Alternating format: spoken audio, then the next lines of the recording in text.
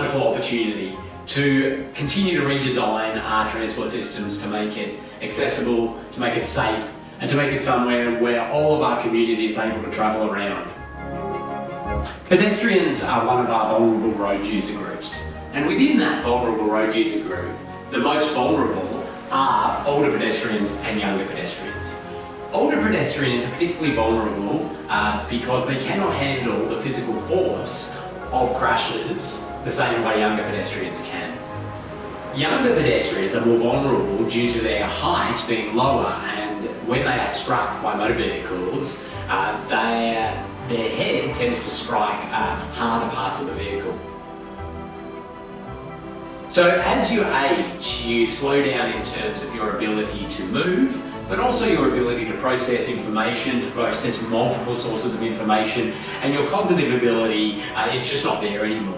Younger pedestrians, they also have some cognitive challenges, but this is because they haven't developed their cognitive pathways to be able to process risk, to be able to judge distances and times in order to hit gaps. They're also easily distracted and not aware of risks that surround them.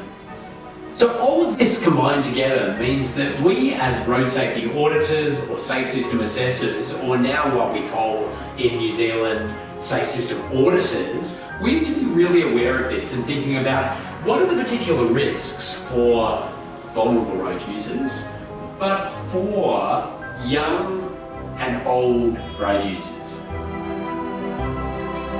Let's have a look at two examples of pedestrians trying to cross a road.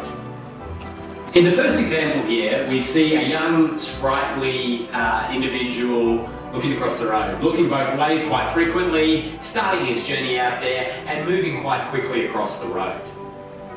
In this second example, we see an older gentleman trying to cross the road. Notice he has to move his whole body a bit to be able to look up and down the road, and he's trying to make that judgment of a safe gap. It takes him a while to do that. He hesitates because of the speed he's got, and then he finds a gap and he moves quite well across the road. Now he's got great mobility and great speed actually. Unfortunately, as people age, not all of them have that ability and that speed, so we need to be conscious of this. We also want to think about all of the different mobility devices that are out there. It's so important for older people and those people with disabilities to be able to still move around in our community. I just thought I'd throw in for a bit of fun the world's fastest mobility scooter, clocking in at 125 kilometers per hour. A road safety audit is an independent, formal examination of a design to look for safety deficiencies or areas where further safety can be injected into that project. I run the road safety audit course for New Zealand. It's run online with 5 2-hour modules, plus assignments and activities which you do from your home or your office. A safe system assessment quantifies alignment with safe system principles. So it actually puts numbers to how well we are doing in getting ourselves aligned with the safe system aspirations. I also run the safe system assessment course for New Zealand. That, like the road safety audit course, has 5 modules online plus practical exercises and components. Waka Kotahi has just released the Safe System Audit Guidelines, and what that does is it takes the road safety audit process and the Safe System Assessment process and combines them together, and that produces a Safe System Audit. This is a wonderful way for us to inject safety into designs and into new projects. Some key things for us as Safe System auditors to look out for when we're auditing designs, to ensure that we're thinking about younger and older road users, and especially younger and older pedestrians, is to ensure that vehicle speeds are appropriate. And that often means bringing vehicle speeds down so they have more time to react, more time to evade, so that pedestrians have more time to see, to process information, and if any crash does occur, the severity of that crash is lower.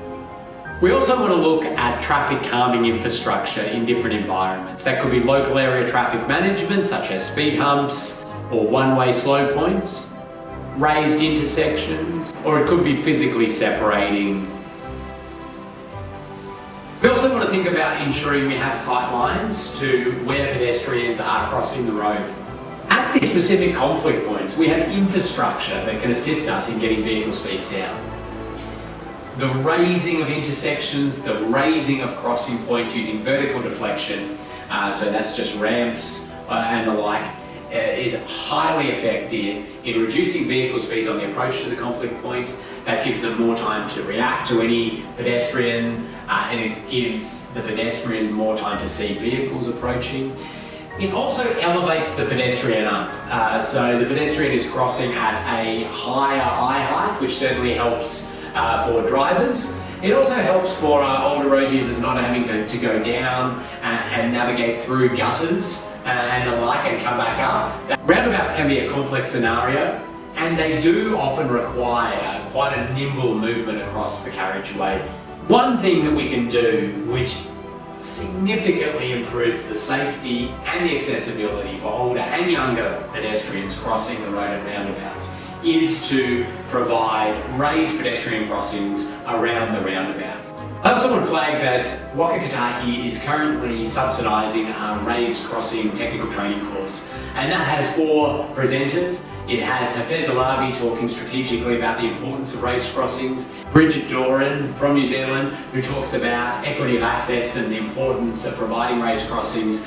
It's got Prue Oswin from Queensland, who talks about a unique way to pick the locations of crossings, not driven by us engineers. And then I have a module where I talk about the specifics of design and engineering of these crossings, where I cover sightlines, lighting, drainage, ramp grades, surface treatment signs, lines. Congratulations to those who put today together, and well done to everybody for taking time out of their busy schedules to come along and have this conversation.